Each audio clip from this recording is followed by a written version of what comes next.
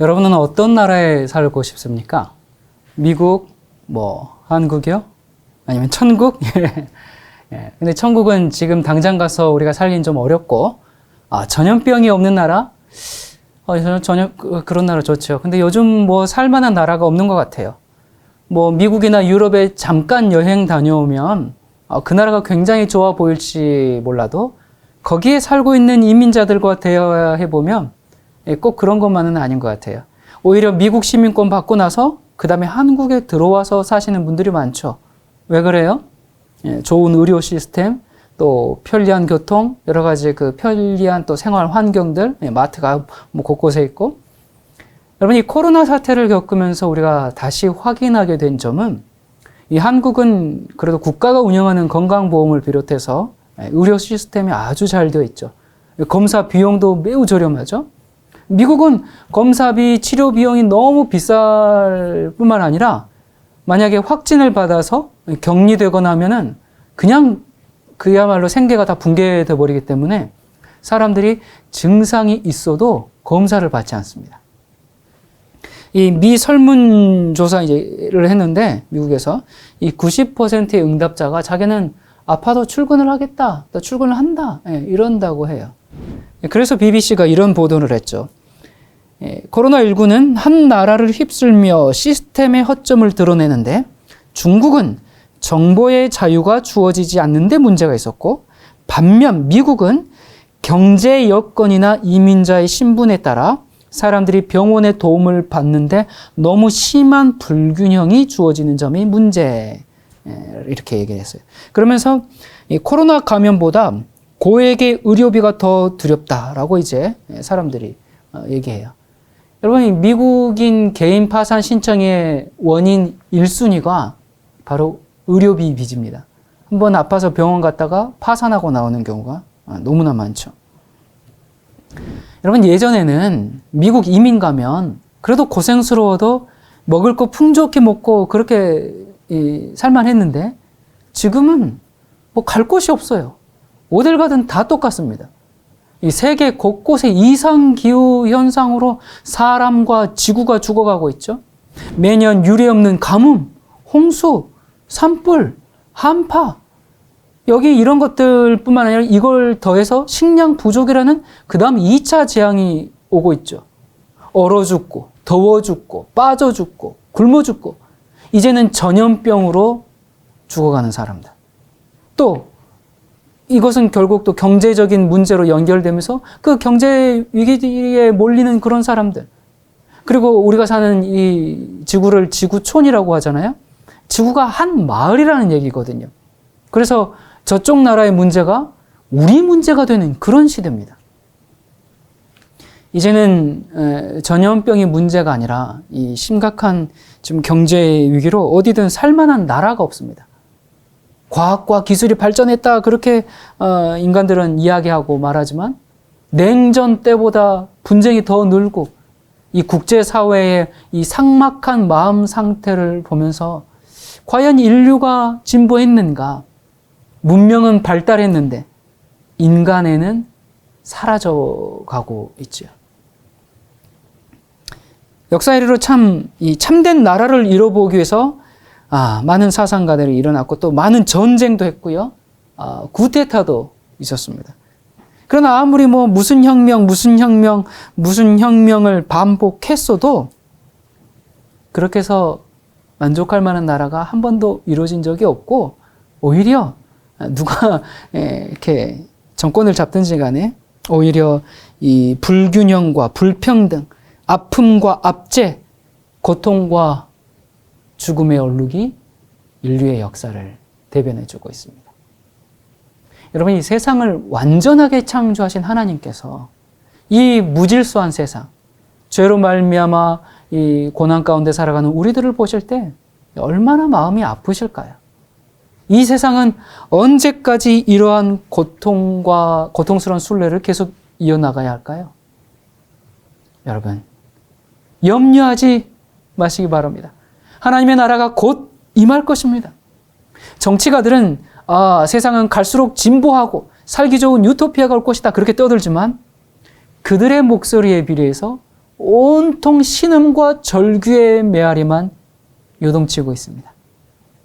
인간은 실패했습니다. 우리를 여기서 건져내실 분은 하나님밖에 없습니다.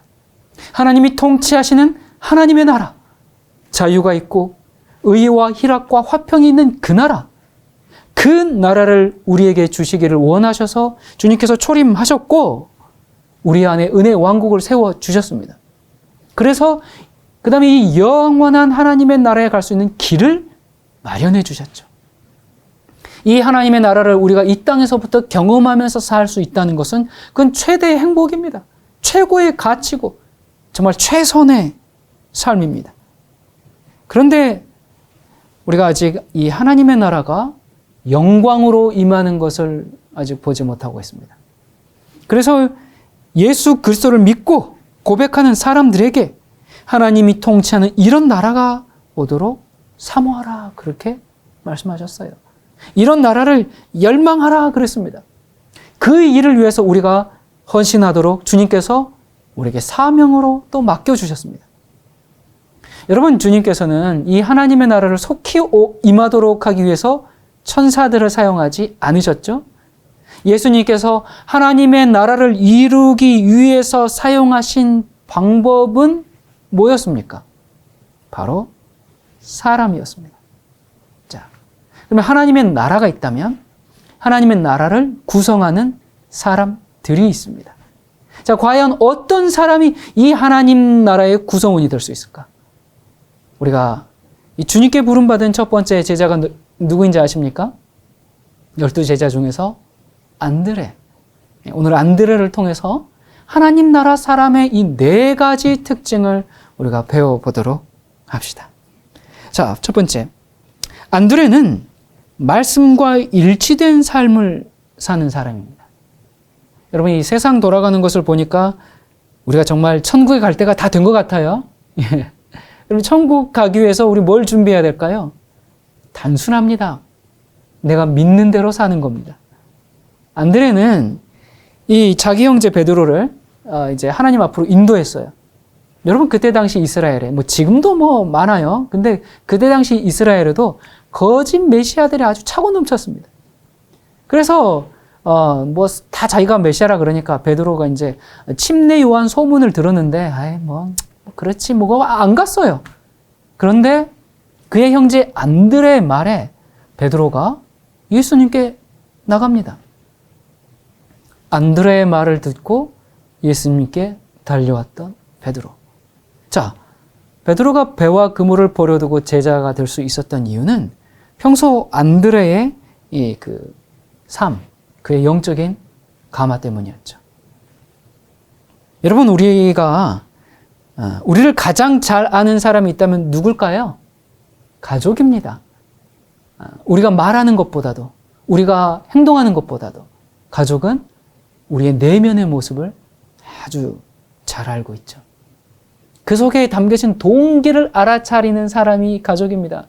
여러분, 우리는 말과 행동을 일시적으로 잠깐 만난 사람들, 또 교회 사람들, 누구에게든지 간에 어떤 딱 제한된 환경 속에서는 얼마든지 감출 수가 있는데 가족은 속일 수가 없습니다. 그러므로 가족에게 영향을 줄 수 있는 사람이라면 그는 정말 대단한 사람입니다. 여러분, 사람의 성품은 한순간에 갑자기 어떤 한 모습, 그런 곳에 그냥 달려있지 않아요. 그 사람이 평상시 시간을 사용할 때라든지 인간관계 속에서라든지 삶의 우선순위를 정할 때라든지 정말 저 사람은 하나님이 살아계신 것을 믿는 사람이야. 저 사람에게는 뭔가 생명력이 있어. 이런 모습들이 보여지지 않으면 사람들이 안 움직입니다. 자, 이 하나님 나라의 사람의 4가지 특징 중에서 두 번째, 안드레가 어떤 특징을 가졌는가? 안드레는 마음의 서운함을 극복한 사람입니다. 여러분, 사람의 마음을 가장 흔들리게 만드는 것이 뭔지 압니까? 서운함과 시기, 질투거든요. 그러니까 자기가 소속된 곳에서 소외되거나 아니면 1등이 되지 못하고 늘 2인자의 그늘에 머물 때 사람은 자기가 가던 길을 바꿉니다. 누군가와 늘 비교당할 때 살인까지 저지르게 됩니다. 여러분, 우리 인간이 자기를 과대평가하고 마땅히 받아야 할 그런 대접을 받지 못한다고 생각하면서 그 자기 연민에 빠지면 그렇게 돼버립니다. 참 나약한 존재죠. 자, 그런데 안드레의 모습을 보십시오. 안드레는요, 예수님의 이 최초의 제자입니다. 서열 넘버 원이에요. 여러분, 우리가 이 개척가나 탐험가를 왜 높이 평가합니까? 그 사람들 대단해. 왜 그렇게 보도하고 그렇게 하죠? 그 사람이 맨 처음으로 그것을 했다라는 겁니다.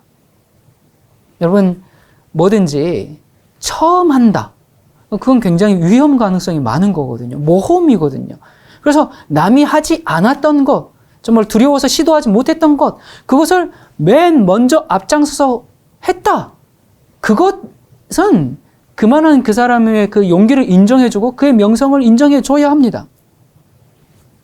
안드레가 이 30세의 청년 예수의 첫 번째 제자가 된다. 여러분, 이거 정말 대단한 용기와 결단이 필요한 일이죠. 그렇기 때문에 그는 시간이 갈수록 어떤 기득권과 권위라는 것이 저절로 그에게 주어지게 되어 있습니다. 그것에 대해서 아무도 항의하지 않습니다. 당연합니다. 누가 뭐라고 합니까?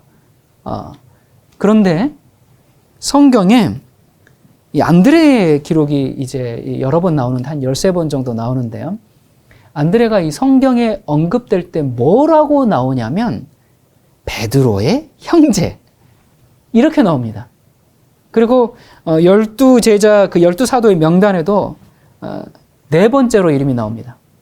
다른 데도 이 베드로 다음에 이름이 계속 나오고요. 여러분, 오병이어 기적 잘 아시죠? 그때 누가 어린아이가 가지고 있던 물고기와 보리떡 가지고 왔는지 아십니까? 예, 안드레가. 그런데 성경에 안드레가 가져왔다라고 그렇게 되어 있지 않고요. 뭐라고 되어 있어요? 베드로의 형제가 되어 있다. 네, 형제가 가지고 왔다. 그렇게 되어 있습니다. 자, 여러분 어떻게 생각하세요? 안드레가 여러분 안드레였으면 어떨까요? 굉장히 아주 속상했겠죠? 아마 이게 말이나 돼? 날 어떻게 보고 하는 소리야? 내가 창단 멤버라고, 창단 멤버. 예, 여러분 충분히 그럴 만하지 않습니까? 예, 그렇게 해도 누가 뭐라고 할 사람이 없어요. 예, 그런데 안드레는 그것 때문에 불평하거나 원망하지 않았고, 또 인정받기 위해서 애쓰지도 않았고요. 자기를 나타내고 싶은 그런 허영된 마음도 없었고요. 또 다른 제자들처럼 그 높은 자리를 요청하는 그 명단에도 없었습니다. 회당장 야이로의 딸을 살리실 때 예수님이 세 제자를 데리고 가셨는데 누구 데리고 가셨어요? 베드로, 요한, 야고보. 또 변화산에 올라가실 때도 누구 데리고 가셨어요? 베드로, 요한, 야고보. 이 겟세마네 동산에도 베드로, 요한, 야고보. 예, 이 세 사람만 데리고 올라가셨어요. 최초로 제자로 결단한 안드레는 제외시켰습니다. 여러분이 안드레라면요. 아니, 예수님이 날 몰라도 너무 모르는 것 아니야? 그러면서 온갖 서운한 감정이 복받치지 않았겠습니까? 정말 다른 제자들에게 또 옆집 찾아가가지고 내가 이 길을 가 마라. 내가 뭐 큰 대우를 바라는 것도 아니야. 아니, 내가 지금 제자들 불러왔는데 예수님이 나한테 이럴 수 있는 거야? 예. 그러면 듣고 있던 우리는 뭐라 그래요? 참 예수님 정말 너무하시네. 그렇게 편애하시면 안 되는데. 예, 그렇게 맞장구 치면서 아마 안드레 속을 더 썩게 만들 수가 있습니다. 우리가 그런 실수를 참 많이 하죠. 예. 그런데 안드레는 사람에게 드러나려고 하지 않았습니다. 사람들의 인정과 평가에 매이지 않았고요. 하나님을 바라보면서 늘 그냥 섬기는 자리에서 자기의 성품을 다듬어 갑니다. 그런데 여러분, 안드레도 인간인데 왜 마음에 문제가 없었겠어요? 왜 고통이 없었겠습니까? 예수님께는 서운하죠. 또 베드로, 요한, 야고보 이 세 사람은 꼴 보기 싫었을 겁니다. 제가 안드레라면 좀 그랬을 것 같아요. 내가 1등 제자인데, 첫 번째 제자인데 서운함과 또 미움의 감정이 뒤섞이지 않겠어요? 아주 힘들었을 것 같아요. 여러분은 안 그러실 것 같습니까? 여러분, 그런 마음이 드는 것은 어쩌면 당연하고 자연스러운 거예요. 근데 중요한 것은 그런 마음이 딱 들었을 때 내가 어떻게 하느냐, 그게 문제죠. 성경에 기록은 없지만 안드레는 아마 이렇게 기도하고 승리했을 겁니다. 주님, 제가 주님의 길을 따라간다고 하면서 아직도 버리지 못한 자존심이 여기 남아 있었군요. 주님이 무엇을 하라 하든 정말 화장실 청소만 하라고 해도 기쁜 마음으로 나는 감당해야 하는데 제가 잠시 주님을 잊어버렸습니다. 주님, 저는 주님이 있으라고 한 그 자리에 있겠습니다. 이렇게 아마 기도하지 않았을까 싶어요. 여러분, 혹시 다른 사람들에게 어떤 서운한 감정이 있으십니까? 여러분, 이제는 우리가 그 서운한 감정들 버려야 되겠죠? 우리가 언제까지 그런 어린아이 같은 신앙을 하고 있겠습니까? 언제까지 우리가 그렇게 그냥 꽁 하고 있을 거예요? 죄라는 것은 자기의 이익을 추구하는 데서부터 시작이 됐습니다.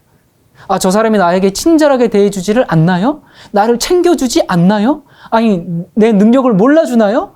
내게 말을 턱턱 쏘나요? 나를 인정해주지 않고 또 저 사람이 나보다 잘 되나요? 여러분, 이러한 그 불편한 감정에서 승리하시기 바랍니다. 거기서 승리하십시오. 여러분, 우리가 어떻게 주님께 맡깁시다. 우리가 그것을 손에서 막 꽉 잡고 있으니까 그러니까 힘들고 괴로운 거예요.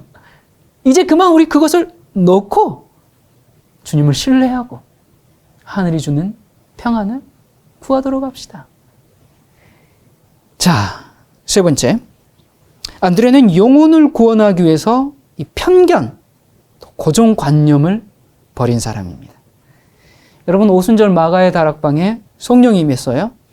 그것을 이 복음의 씨앗을 파종하고 그 다음에 이제 이 복음의 씨앗이 싹을 내기 위해서 그 받은 성령을 이른비 성령이라고 그렇게 부릅니다. 자, 이른비 성령이 왜 임했어요? 무슨 목적 때문에 임했어요?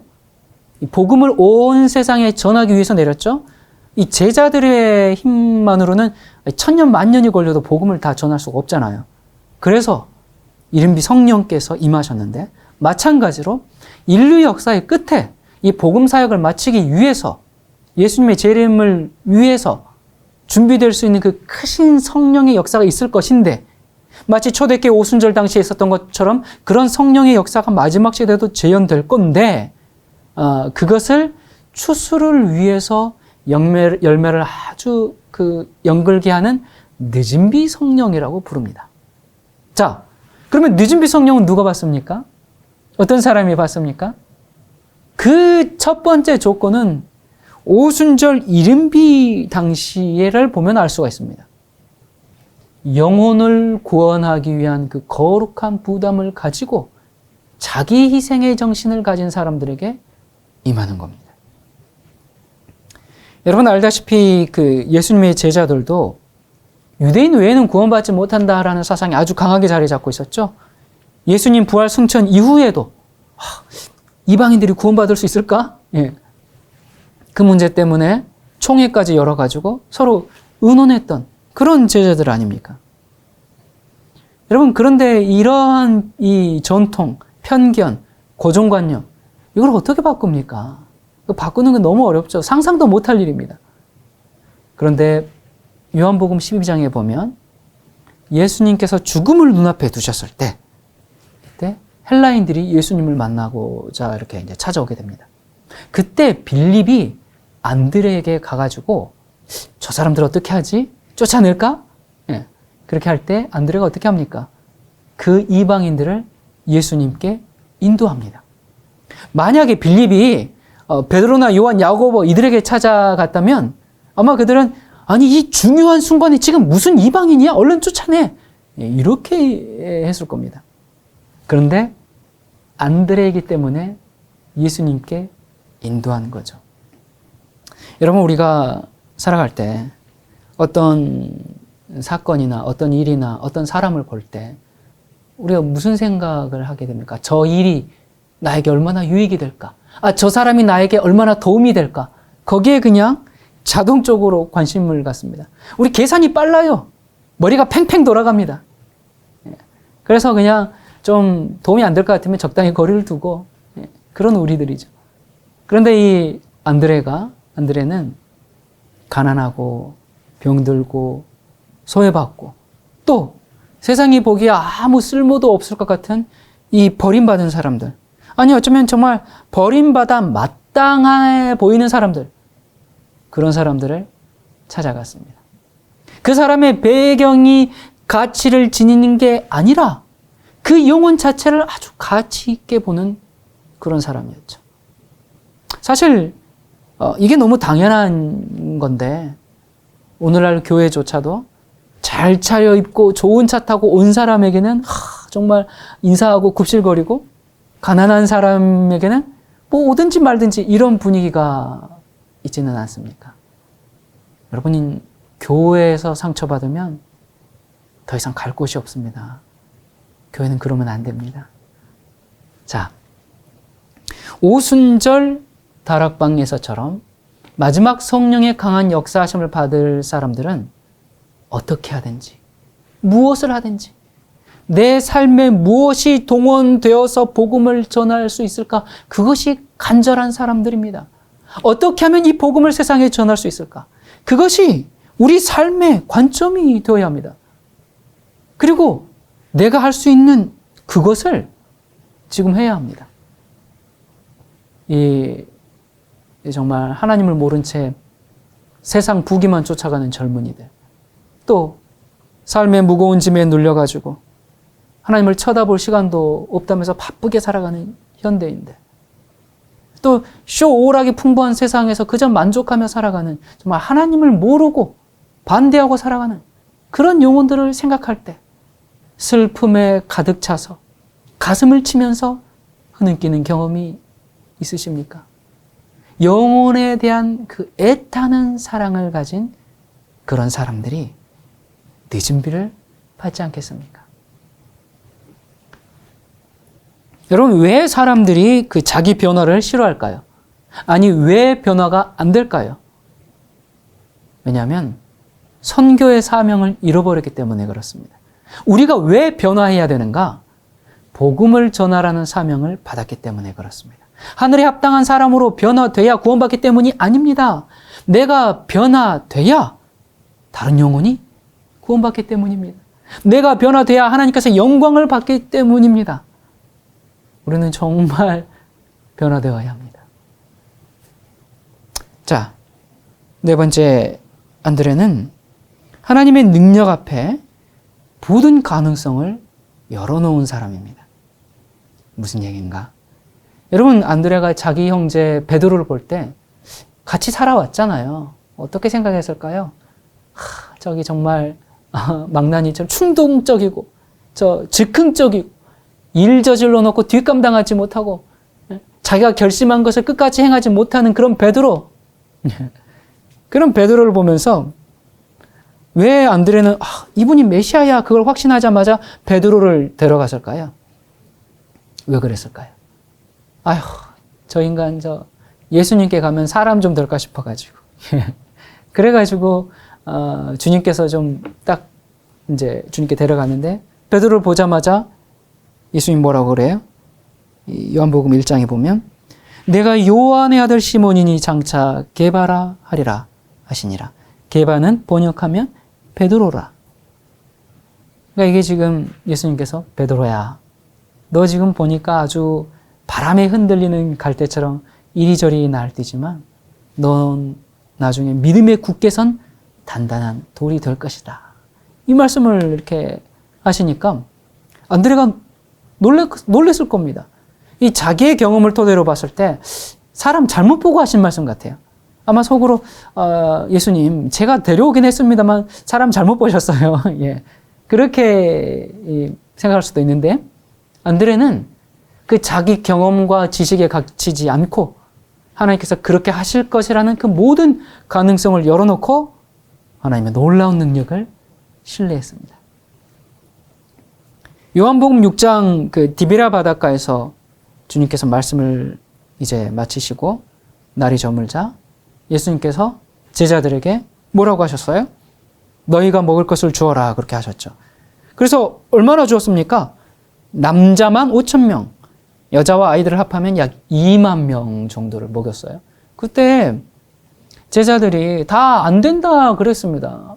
우리는 없습니다. 어떻게 다 먹입니까? 뭐 계속 그랬어요. 그런데 안드레가 보리떡 5개와 물고기 2마리를 구해와서 주님의 능력 앞에 내려놓았죠. 내 판단으로는 안 되지만 하나님의 능력에 맡긴 겁니다. 사람들이 자기들의 경험을 토대로 하나님의 능력에 제한을 둡니다. 자기가 경험해보니까 뭐 안 되던데 뭐 이런 식인 거죠. 그러나 주님께서 뭐라 그랬어요?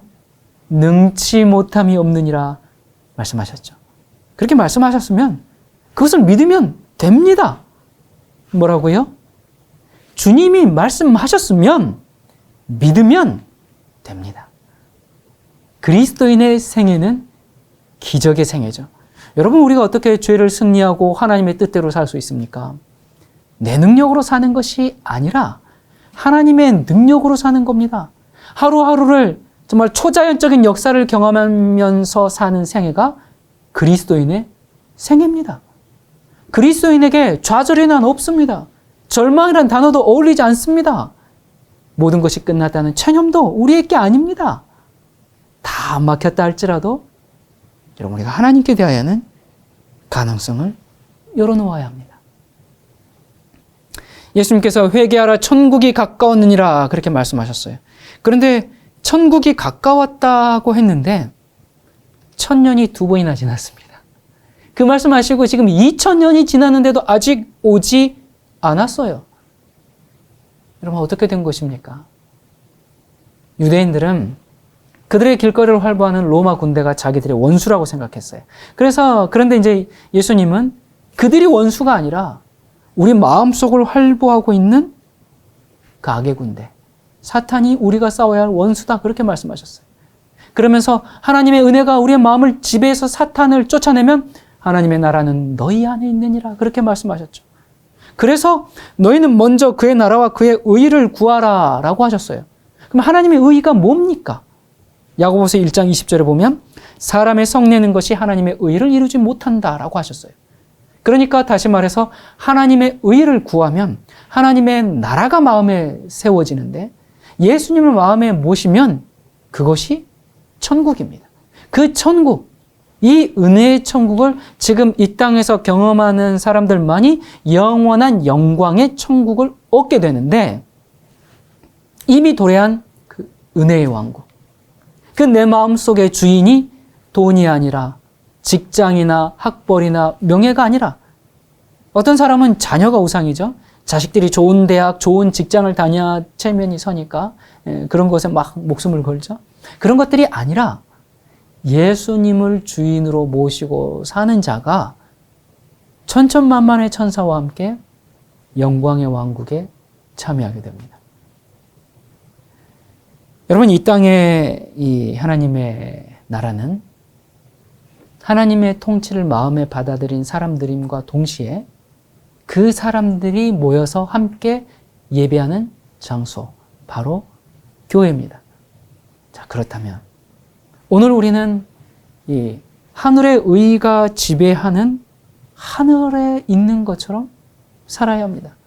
그리하면 하늘은 우리의 것이 될 것입니다. 자, 오늘 하나님 나라의 사람의 4가지 특징을 살펴봤는데 첫 번째는 말씀과 일치된 삶을 사는 사람입니다. 무엇보다 누구에게 영향력 있는 사람요? 가족에게.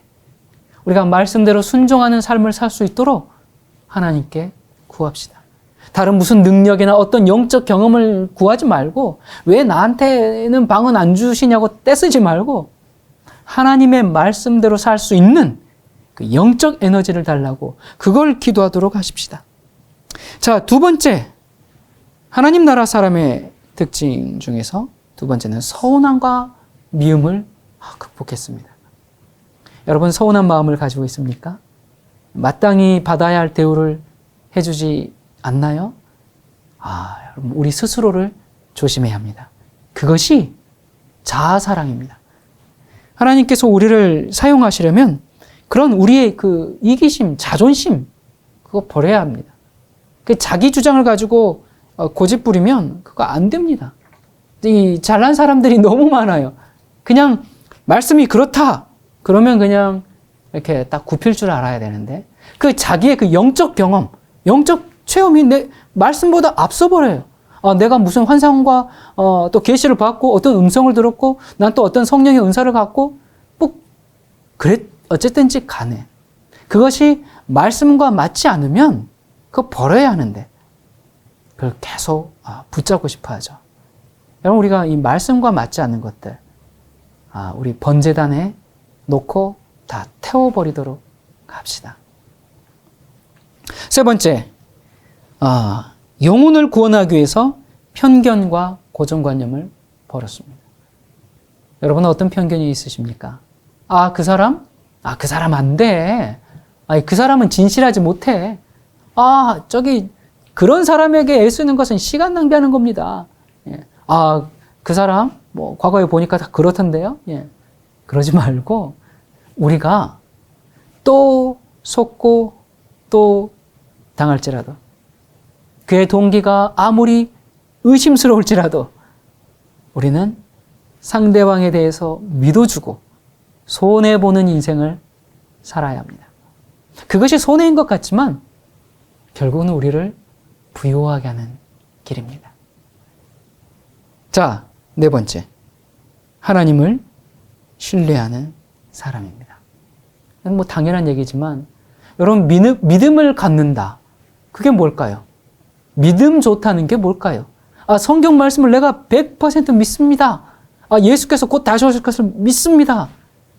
그러면 믿음 좋은 사람입니까? 뭐 그럴 수도 있지만 그게 전부가 아닙니다. 여러분에게 지금 무슨 문제가 있습니까?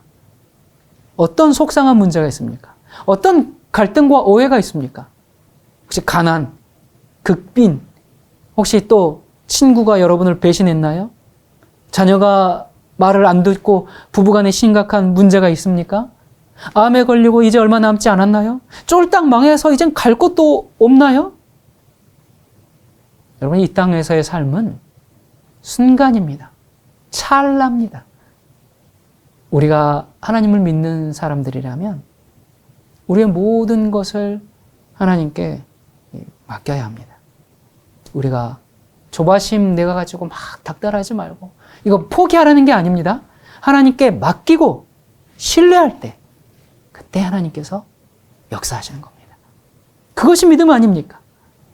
여러분, 예수님을 믿고 산다는 것은 이론이 아니라 실제입니다. 평생 하나님 잘 믿고 살다가 그냥 막판에 어떤 문제 앞에서, 인생의 위기 앞에서 하나님 없다고 그냥 부인하고 뛰쳐나가지 말고 비록 더딜지라도 그 결과를 내 눈으로 보지 못할지라도 하나님께 맡기는 믿음이 필요합니다. 여러분, 예수님 속히 오십니다. 온 세상이 요동하는 이러한 시기에 오히려 우리는 하나님 나라에 합당한 사람으로 준비됩시다. 잎만 무성한 것이 아니라 열매 맺는 나무가 저와 여러분이 되기를 바랍니다. 기도하시겠습니다. 우리에게 은혜의 왕국과 영광의 왕국을 허락하신 하나님 아버지, 이 세상에 하나님을 믿는다고 공언하고 하나님의 일을 하는 수없이 많은 사람들이 있습니다. 그러나 그 안에 예수 그리스도의 생명이 없다면 1000명, 10,000명이 그 일을 해도 인류 역사는 끝나지 않을 것입니다. 은혜로우신 주님, 우리가 하나님 나라에 합당한 성품을 갖기를 원합니다. 또한 우리는 참된 복음을 전하는 일에 우리의 인생을 던지기를 원합니다. 이 마지막 시대 곳곳에 숨어있는 주님의 백성을 깨워 주시옵소서. 우리의 하루하루를 인치시고 계시는 예수 그리스도의 이름으로 기도드립니다. 아멘.